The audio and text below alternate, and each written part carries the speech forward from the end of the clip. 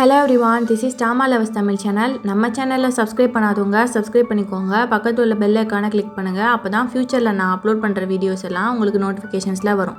Like பண்ணுங்கள், உங்கள் ஃப்ரெண்ட்ஸ்க்கெல்லாம் share பண்ணுங்கள். சேனலோட இன்ஸ்டாகிராம் ஐடி லிங்க் டிஸ்கிரிப்ஷனில் இருக்குது, போய் ஃபாலோ பண்ணிக்கோங்க. இன்றைக்கி நம்ம put your head on my ஷோல்டரோட ஃபைனல் எபிசோட் தான் பார்க்க போகிறோம். வாங்க இப்போ வீடியோக்குள்ளே போகலாம்.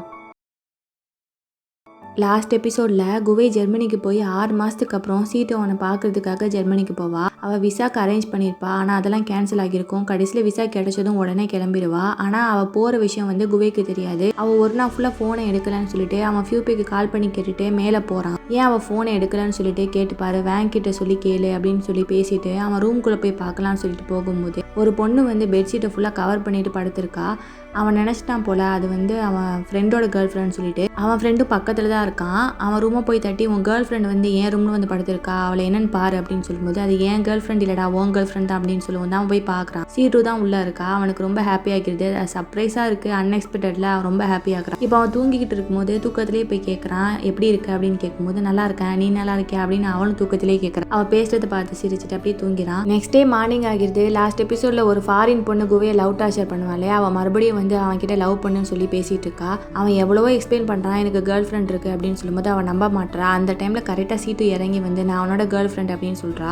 இப்போ எபிசோட் 24 ஓப்பனிங் சீனில் நான் அதெல்லாம் நம்ப முடியாது அப்படின்னு அந்த பொண்ணு சொல்கிறா. அவள் கேர்ள் ஃப்ரெண்ட் சொல்லியுமே இப்போ குவே என்ன பண்ணுறான்னா, சீட்டு பக்கத்தில் போய் நின்றுட்டு அவளை ஹக் பண்ணிவிட்டு, இது என்னோட கேர்ள் ஃப்ரெண்ட் இல்லை அப்படின்னு சொல்லுவோம். சீட்டு ஷாக் ஆகி அப்படியே அவனை பார்க்குறா. இது என்னோட ஒய்ஃப் அப்படின்னு சொல்லுவோம். அதெல்லாம் நான் நம்ப முடியாது அப்படின்னு சொல்லும்போது இவன் என்ன சொல்கிறான்னா, நான் ப்ரெக்னெண்ட்டாக இருக்கேன், நான் அவனோட ஒய்ஃப் தான் அப்படின்னு சொல்லிடுறா. சரி நான் நம்புகிறேன் அப்படின்னு சொல்லிட்டு அந்த பொண்ணு அங்கேருந்து போயிடா.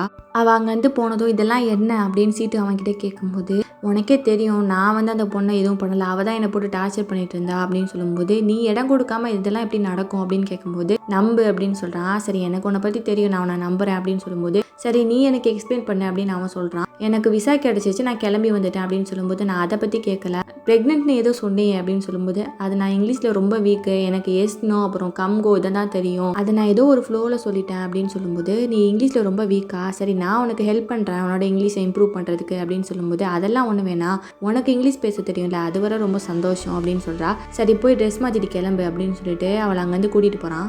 சீட்டுவை குவை ஒரு சர்ச்சுக்கு தான் கூட்டிகிட்டு வந்திருக்கான், அவளை கல்யாணம் பண்ணிக்கிறங்கிறதுக்காக. அங்கே ஃபாதர் என்ன பண்ணுறான்னா, மேரேஜ் பண்ணுறதுக்குள்ளே இதெல்லாம் ரீட் பண்ணிட்டு இருக்காரு. அதை பார்த்துட்டு என்ன இதெல்லாம் அப்படின்னு கேட்கும்போது, உனக்கு இங்கிலீஷ் கற்றுக் கொடுக்குறாரு அப்படின்னு சொல்கிறான். நான் ஒன்றும் அவளை முட்டாள்லாம் இல்லை அப்படின்னு சொல்லும்போது அவர் குவை கிட்ட கேட்குறாரு, உங்களுக்கு இந்த பொண்ணை மேரேஜ் பண்ணிக்க சம்மதமா அப்படின்னு சொல்லிட்டு அவனும் ஓகேன்னு சொல்லிடுறான், சம்மதம்னு சொல்லிடுறான். இப்போ சீட்டு கிட்டே கேட்கும்போது அவள் எதுவுமே சொல்லாமல் குவையை மீட் பண்ணது அப்புறம் அவன் மெமரிஸ் எல்லாத்தையும் யோசிச்சு பார்த்துட்டே இருக்கா. சீட்டுன்னு அவனும் கூப்பிடுறான். இப்போ கடைசியில் அமைதியாகவே இருக்கா. ஏன் உனக்கு எதுவும் பிடிக்கலையா அப்படின்னு கேட்கும்போது அவன் ஃபாதர்கிட்ட ஏதோ சொல்லலாம்னு சொல்லிட்டு திரும்புறான். இப்போ எஸ் அப்படின்னு சொல்லிடுறா. இப்போ 2 பேருக்கும் ஃபைனலாக மேரேஜ் ஆகிடுது. இப்போ ஒரு ரெஸ்டாரண்ட்டுக்கு அவளை கூட்டிகிட்டு வந்திருக்கான். அங்கே சாப்பாடுலாம் நல்லாயிருக்கும் அப்படின்னு அவன் சொல்லும்போது அவள் ரியாக்ஷனே கொடுக்காம உட்காந்துருக்கா. அவள் ரொம்ப கோவமாக இருக்கா. இன்னும் நீ கோவமாக தான் இருக்கியா அப்படின்னு கேட்கும்போது, அப்போ கோவம் இல்லாமல் எப்படி இருக்கும் அப்படின்னு கேட்குறா. ஒரு வெட்டிங் கவுன் கூட போடலை, இதெல்லாம் என்ன வெட்டிங் அப்படின்னு கேட்டுட்டு இருக்கும்போது சீனியர் அங்கே வந்துடுறா. இவங்க 2 பேரையும் பார்த்துட்டு, சீட்டு நீ எப்போ வந்த அப்படின்னு கேட்கும்போது, குவே நாங்கள் கல்யாணம் பண்ணிக்கிட்டோம் அப்படின்னு அவகிட்ட சொல்கிறான்.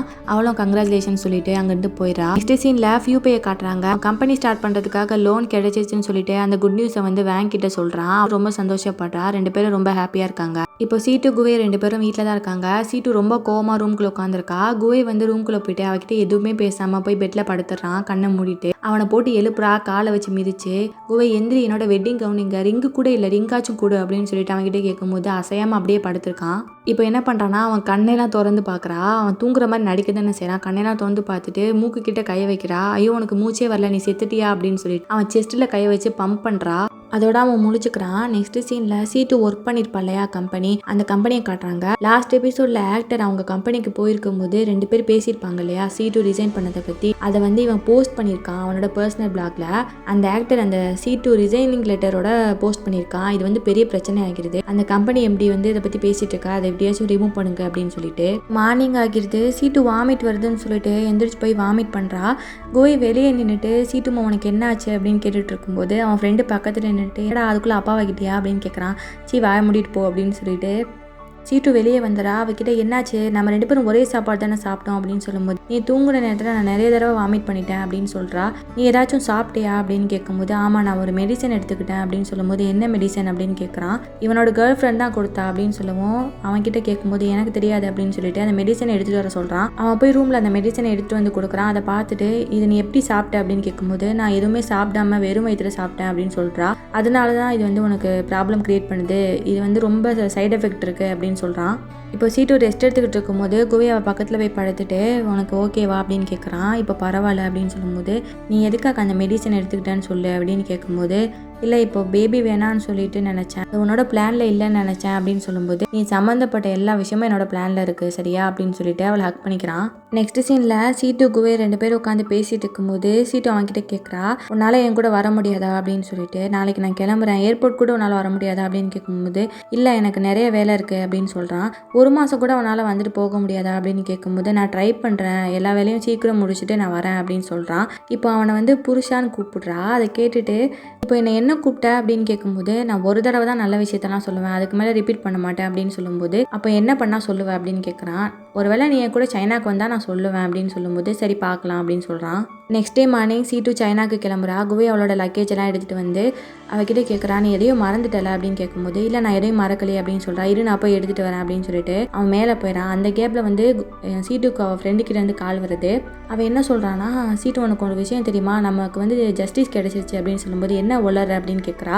ஆமாம் அந்த ஆக்டர் உனக்கு ரொம்ப சப்போர்ட்டாக இருந்திருக்காரு, அவர் வந்து போஸ்ட் பண்ணியிருக்காரு நீ ரிசைன் பண்ண லெட்டரை, ரொம்ப பிரச்சனையாக போயிடுச்சு, கம்பெனியில் வந்து ஆக்ஷன் எடுக்க போகிறாங்களாம். அவள் பேசிட்டு இருக்கும்போது குவே லக்கேஜெல்லாம் எடுத்துகிட்டு கீழே வரான். இவள் இந்த விஷயத்தை கேட்டதை விட இதுதான் ரொம்ப அவளுக்கு ஹாப்பியாக இருக்குது. குவே நீ வரியா அப்படின்னு கேட்குறா ஃபோனை வச்சுட்டு. அவன் வரது அவளுக்கு ரொம்ப சந்தோஷமாக இருக்குது. இப்போ 2 பேரும் சைனாக்கு வந்துடுறாங்க. அவங்க வீட்டுக்குள்ளே வரும்போதே சர்க்கிள் அவங்க 2 பேரையும் வெல்கம் பண்ணுது. இப்போ 2 பேரும் ஒரே ரூமில் ஸ்டே பண்ணலாம் அப்படின்னு சொல்லிட்டு பேசிக்கிறாங்க. குவே கிட்ட அவள் கேட்குறா, அப்போ அந்த ரூமை என்ன பண்ண போகிற அப்படின்னு கேட்கும்போது, நான் அதை லேப் ஆக்க போகிறேன் அப்படின்னு சொல்லுவோம். அவள் கண்டிப்பாக நான் உன்னை விட்டுட்டு போயிடுவேன் அப்படின்னு சொல்கிறா. சரி சரி கோவப்படாத அப்படின்னு சொல்கிறான். நெக்ஸ்ட் சீனில் குவே சீட்டு 2 பேரும் அவங்க மேரேஜை ரிஜிஸ்டர் பண்ணிடுறாங்க சைனாவில். அவங்க 2 பேரும் சேர்ந்துலாம் ஃபோட்டோ எடுத்துக்கிறாங்க. இப்போ பஸ் ஸ்டாப்பில் வந்து உட்காந்துட்டு இருக்கும்போது சீட்டு அம்மா கிட்டேருந்து குவேக்கு கால் வருது. அட்டன் பண்ணி பேசுகிறான். அவங்க வந்து ரிஜிஸ்டர்லாம் பண்ணியாச்சா, எப்படிப்பா போகுது அப்படின்னு கேட்கும்போது, பண்ணியாச்சா ஆண்டி அப்படின்னு சொல்கிறான். இன்னுமா ஆண்டின்னு சொல்கிற அப்படின்னு அவங்க கேட்கும்போது, அம்மா அப்படின்னு சொல்கிறான். இதை பார்த்து சீட்டு சிரிக்கிறான். நெக்ஸ்ட் சீனில் குவையோட அம்மா அப்பா வந்திருக்காங்க வீட்டுக்கு. சீட்டு அவங்களுக்கு டீலாம் கொண்டு போய் கொடுத்துட்டு அவங்க பக்கத்துலேயே உட்காராங்க 2 பேரும். அவங்க 2 பேரும் க்ளோஸாக இருக்கிறாங்க. அதை பார்த்துட்டு குவையோட அப்பா அவங்க அம்மா கிட்ட சொல்கிறாரு, பாரு அவங்க 2 பேரும் எவ்வளோ க்ளோஸாக இருக்காங்க அப்படின்னு சொல்லிட்டு. இப்போ நைட் ஆகிருது. சீட்டு வந்து அந்த ஜாபை ரிசைன் பண்ணிட்டாலையா, அதனால் வேலை தேடிட்டு இருக்கா. அவளுக்கு எதுவுமே கிடைக்க மாட்டேங்குது. அவன்கிட்ட புலம்புறா, எனக்கு எந்த வேலையுமே செட் ஆக மாட்டேங்குது, பாருவேன் அது இதுன்னு போட்டிருக்காங்க அப்படின்னு சொல்லிட்டு இருக்கும்போது அவன் சிரிக்கிறான். உனக்கு என்னோட நிலைமை சிரிப்பாக இருக்கல அப்படின்னு சொல்லும்போது, அவனோட கிரெடிட் கார்டு கொடுத்து இதில் 2 லட்சம் இருக்குது, இது எல்லாமே என்னோட ஸ்காலர்ஷிப் அமௌண்ட்டு அப்படின்னு சொல்கிறான். அதை பார்த்துட்டு அவன் ரொம்ப சந்தோஷப்படுறா. இது என்கிட்டயே இருக்கட்டும், நான் செலவு பண்ண மாட்டேன், பயப்படாத, உன்கிட்ட இருந்து நீ ஏதாவது மிஷினாக வாங்கிட்டு இருப்பேன், நான் பத்திரமா வச்சுக்கிறேன் அப்படின்னு சொல்லிட்டு அதை வாங்கி வச்சுக்கிறா. நெக்ஸ்ட் டே மார்னிங் குவே வந்து வெளியே கிளம்பலான்னு சொல்லிட்டு போகும்போது குவேயோட அம்மா என்ன பண்ணுறாங்கன்னா, சீட்டு கிட்ட ஒரு ஹெர்பல் டீ கொடுத்து இதை போய் அவன்கிட்ட கொடு அப்படின்னு சொல்லிட்டு கொடுத்து விடுறாங்க. அவளும் போய் அதை கொடுக்குறா. அதை வாங்கி அவன் குடிக்கிறான். அது கசப்பாக இருக்கு போல. குடிச்சிட்டு எதுவும் ஸ்வீட் இல்லையா அப்படின்னு கேட்கும்போது அவள் திரும்பி அவங்க அம்மா பார்க்குறா. அவங்க வேலையாக நிற்கிறாங்க. இப்போ டக்குன்னு குவை கிஸ் பண்ணிவிட்டு அங்கேருந்து போயிடறா. நெக்ஸ்ட் சீனில் சீட்டு ரோட்டில் நடந்து போய்கிட்டு இருக்கும்போது வேங் அவளுக்கு கால் பண்ணுறா. ஃபோன் அட்டன் பண்ணி பேசுவோம். நான் எங்கே இருக்கேன்னு சொல்லி பார்ப்போம் அப்படின்னு வேங் கேட்குறா. நீ எங்கே இருக்க அப்படின்னு கேட்கும்போது, ஃபியூபேயோட கம்பெனியில் இருக்கேன் அப்படின்னு சொல்கிறா. நிஜமாவா, எப்போ வந்த அப்படின்னு கேட்கும்போது, நான் ஃபியூபே கூட ஆனிவர்சரி செலிப்ரேட் பண்ணலான்னு வந்தேன் அப்படின்னு சொல்லும்போது, ஃபியூபே அவகிட்ட எங்களுக்கு ட்ரீட்லாம் இல்லையா அப்படின்னு கேட்கும்போது, எதுக்கு ட்ரீட் அப்படின்னு கேட்குறா. நீங்கள் கல்யாணம் பண்ணிக்கிட்டதுக்கு தான் அப்படின்னு சொல்லும்போது, உனக்கு தேவைன்னா குவைக்கிட்டேயே கால் பண்ணி கேளு, என்னெல்லாம் டிஸ்டர்ப் பண்ணாத அப்படின்னு சொல்கிறா. சரி நீ வேணா எனக்கு பார்ட் டைம் ஜாப்க்கு வாவேன் எங்கள் கம்பெனிக்கு அப்படின்னு ஃபியூபே சொல்லும்போது, சரி சேலரி எவ்வளோ கொடுப்ப அப்படின்னு கேட்குறா. இது என்ன நம்ம ஓல்டு ஃப்ரெண்ட்ஸ், உடனே சேலரியை பற்றியா கேட்ப அப்படின்னு கேட்கும்போது, அதெல்லாம் கிடையாது, சரி நான் இன்டர்வியூக்கு போய்கிட்டு இருக்கேன், நீ வேணும்னா குவைக்கு கால் பண்ணி பேசிக்க அப்படின்னு சொல்லிட்டு ஃபோனை வச்சிடறா. நெக்ஸ்ட் சீனில் குவை சீட்டு 2 பேரும் வீட்டுக்கு வந்து பார்க்குறாங்க. குவையோட அம்மா அப்பா அங்கே இல்லை. சீட்டு வந்து கூப்பிட்டு பார்க்குறா, அங்கே யாருமே இல்லை. குவை கிட்ட அவங்க எப்படி சொல்லாமல் போவாங்க அப்படின்னு பேசிட்டு இருக்கும்போதே டேபிளில் வந்து ஒரு லெட்டர் இருக்கிறத பார்க்குறா. அதை எடுத்து பார்க்குறா. அதில் வந்து குவையோட அம்மா தான் எழுதி வச்சுருக்காங்க. எங்களுக்கு அர்ஜென்ட்டாக ஒரு வேலை வந்துச்சு, அதனால் சொல்லாமல் போகிற சுச்சுவேஷனில் இருந்தோம், உங்களுக்காக நான் ப்ரான் செஞ்சு வச்சுருக்கேன், எடுத்து சாப்பிடுங்க அப்படின்னு சொல்லிட்டு அந்த லெட்டரில் எழுதியிருக்கு. சீட்டு வந்து கிச்சனில் போய் பார்க்குறா. நிறைய ப்ரான்ஸ் இருக்குது. உனக்கு தான் ஃப்ரை ப்ரான்ஸ் தான் அலர்ஜி இல்லை, அப்புறம் ஏன் உங்கள் அம்மா இதை செஞ்சு வச்சுருக்காங்க அப்படின்னு கேட்கும்போது அவன் எதுவும் சொல்லாமல் அமைதியாக இருக்கான். நீ ஒன்றும் கவலைப்படாத குவே, இது எல்லாமே நான் காலி பண்ணிடுறேன், நான் சாப்பிடலைன்னா இதெல்லாம் வேஸ்ட்டாக குப்பைக்கு தானே போகும் அப்படின்னு சொல்லும்போது அவன் எதுவும் சொல்ல முடியாமல் நிற்கிறான். இப்போ 2 பேரும் உட்காந்துடுறாங்க சாப்பிட்றதுக்காக. சீட்டு தான் உட்கார்றா சாப்பிட்றதுக்காக. அவன் வந்து சும்மா அவளுக்கு வந்து ஹெல்ப் பண்ணுறதுக்காக உட்காந்துருக்கான். அந்த ப்ரான்ஸ் எல்லாம் உரிச்சு கொடுக்குறதுக்காக அதெல்லாம் உரிச்சு கொடுக்குறான். ஒரு பவுல் நிறைய ஃபுல்லாகிடுது. ஏன் இப்படி சாப்பிட்ற அப்படின்னு அவகிட்ட கேட்கும்போது உனக்கு இதெல்லாம் சொன்னால் புரியாது குவே, ஒரு இதாக சாப்பிட்றத விட இப்படி மொத்தமாக சாப்பிட்டா தான் செம்ம டேஸ்ட்டாக இருக்கும் தெரியுமா அப்படின்னு சொல்லும்போது அவனுக்கு என்ன சொல்ல முடியாத நிலைமையா இருக்குது. அவன் ஒரு ப்ரானாக சாப்பிட்டு அவனை போட்டு வெறுப்பேத்துறா. சூப்பராக இருக்குது தெரியுமா, அவ்வளோ டேஸ்ட்டாக இருக்குது, ஃப்ரெஷ்ஷுன்னு நினைக்கிறேன், ரொம்ப டேஸ்ட்டாக இருக்குது, சான்ஸே இல்லை அப்படின்னு சொல்லிட்டு அப்படி இப்படின்னு வெறுப்பேற்றிட்டு இருக்கா அவனை போட்டு. அவனுக்கு எச்சி ஊறுது, கேட்கவும் முடியாது அவகிட்ட, வேறு வழி இல்லாமல் உட்காந்துருக்கான். என்ன பண்ணுறான்னா ஒரு ப்ரான் எடுத்து குவே இதை ஒன்று சாப்பிட்டு பாரு, ஒன்றும் குறைஞ்சிட மாட்டேன் அப்படின்னு சொல்லிட்டு, உனக்கு அலர்ஜி தானே, ஒன்று சாப்பிட்டாலும் ஒன்றும் ஆகாது, என்ன மிஞ்சி போனால் அட்மிட் ஆகுவேன், அதை நான் பார்த்துக்கிறேன் அப்படின்னு சொல்லிட்டு அவன் பக்கத்தில் பிராணை எடுத்துட்டு வாய்க்கிட்ட கொண்டு போயிட்டு இல்லை வேணாம் உன்னை தூக்க கூட முடியாது அப்படின்னு சொல்லிட்டு திரும்ப இது பண்ணிடுறான். பரவாயில்ல ஒன்றும் சாப்பிட்டா ஒன்றும் ஆகிறது அப்படின்னு சொல்லிட்டு அவனுக்கு கண்ட்ரோல் பண்ண முடியல, அதுக்கு மேலே அவனே எடுத்து சாப்பிட்றான்.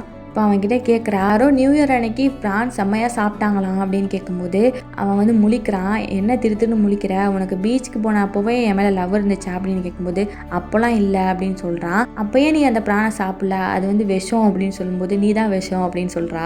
நெக்ஸ்ட் சீனில் ஃபியூபே வேங் 2 பேரும் நடந்து போய்கிட்டு இருக்கும்போது ஃபியூபே ரொம்ப நர்வஸாக இருக்கான். என்னாச்சு ஃபியூபே, சாப்பிடலாம் நல்லா தானே இருந்த, இப்போயும் ஒரு மாறி இருக்கு அப்படின்னு கேட்கும்போது டக்குன்னு கீழே உட்காந்து அவகிட்ட ப்ரொப்போஸ் பண்ணுறான். ரிங்கை கொடுத்து மேரேஜ் ப்ரொப்போசலுக்காக அவன் ரொம்ப ஹாப்பியாகி ஓகேன்னு சொல்கிறான். அதை லூஸு காதில் வாங்காமல் அவன் பாட்டுக்கு பேசிகிட்டே இருக்கான். நான் ஓகே சொல்லிட்டேன்டா அப்படின்னு சொல்லும்போது அவளை தூக்கி சுற்றுறான் ஹாப்பினஸில். நெக்ஸ்ட் சீனில் குவே ஃபோட்டோ ஷூட்காக கோட் ஷூட்லாம் போட்டு ரெடியாகி நின்றுட்டு இருக்கான். அவங்க வெட்டிங் ஃபோட்டோ ஷூட்காக அவனை போட்டு டார்ச்சர் பண்ணுவா இல்லையா சீட்டோ, கவுன் போடலை அப்படின்னு சொல்லிட்டு இப்போ அதுக்காக தான் ஃபோட்டோ ஷூட் பண்ணுறாங்க போல். குவே வந்து வெயிட் பண்ணிட்டு இருக்கான். ரொம்ப நேரம் ஆச்சு அவளை காணோம். அவளுக்கு மெசேஜ் பண்ணி கேட்குறான், நீ மேலே போய் 1/2 மணி நேரம் ஆச்சு, இன்னும் என்ன பண்ணுற அப்படின்னு கேட்கும்போது நான் ரெடி ஆகிட்டு இருக்கேன், இதை வந்துடுறேன் அப்படின்னு மெசேஜ் பண்ணுறா. கொஞ்ச நேரத்தில் சீட்டு இறங்கி வரா. அவளை பார்த்து அப்படியே ஃப்ரீஸ் ஆகிடுறான். அவள் கையை பிடிச்சி வெளியே கூட்டிகிட்டு போகிறான். வெளியே தான் நமக்கு ஃபோட்டோ ஷூட் இருக்குது அப்படின்னு சொல்லிட்டு இப்போ காரில் போகிறாங்க 2 பேரும். சீட்டு தான் கார் டிரைவ் பண்ணிட்டு போகிறா. அதிலே தான் ஃபோட்டோ ஷூட் நடந்துகிட்ருக்கு. இப்போ நம்ம லாஸ்ட்டு சீன் தான் பார்க்க போகிறோம். குவே சீட்டு 2 பேருக்கும் ஒரு க்யூட்டான ஒரு பையன் இருக்கான். அவனோட பேர் வந்து குமோவே. அவன் வந்து குவே எனக்கு ஜூஸ் கொண்டு வா அப்படின்னு சொல்லிட்டு ஹாலில் சோஃபாவில் உட்காந்துட்டு கத்துறான். அவன் சவுண்ட் கேட்டு 2 பேரும் ரூம்லேருந்து வெளியே வந்து பார்க்குறாங்க. அது படகு உட்காந்துருக்கு சோஃபாவில் க்யூட்டாக. இப்போ கடைக்கு போய் திங்ஸ் எல்லாம் வாங்கிக்கிட்டு அந்த குட்டி பையனை வந்து ஒரு ட்ராலி மாதிரி இருக்குது அதில் வச்சு தள்ளிட்டே கூட்டிகிட்டு வரான். அவன் என்ன சொல்கிறான்னா குவே கிட்ட, குவே அம்மாவை இதில் வச்சு கூட்டிகிட்டு வா அப்படின்னு சொல்கிறான். இதுக்காக நீ வருத்தப்படுவடா அப்படின்னு சொல்லும்போது பரவாயில்ல அப்படின்னு சொல்லிட்டு நாக்கு நீட்டுறான். கடைசியில் சீட்டுவை வந்து அதில் வச்சு அவன் தள்ளி கூட்டிகிட்டு போகிறான். இது பின்னாடியே போகுது. இப்படி ஒரு ஹாப்பியான எண்டிங்கோட இந்த ட்ராமா முடியுது. உங்களுக்கு இந்த வீடியோ பிடிச்சிருந்தா லைக் பண்ணுங்க, உங்கள் ஃப்ரெண்ட்ஸ்க்கெல்லாம் ஷேர் பண்ணுங்கள், உங்களோட ஒப்பீனியனை கமெண்ட் செக்ஷனில் சொல்லுங்கள். தேங்க்யூ ஃபார் வாட்சிங் ட்ராமா லவர்ஸ் தமிழ் சேனல்.